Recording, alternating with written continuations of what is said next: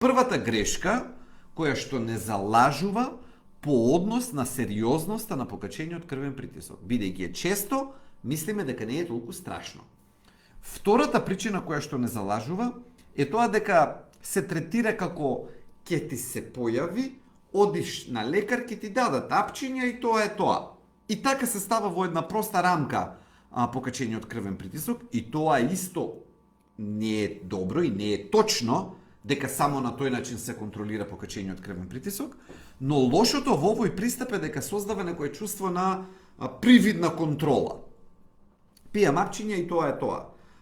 Не сме против апчињата, има терапија, треба да се зема без збор, меѓутоа тоа не амнестира од потребите, не ги иззема потребите да бидеме физички активни и да се храниме соодветно за состојба за покачен крвен притисок.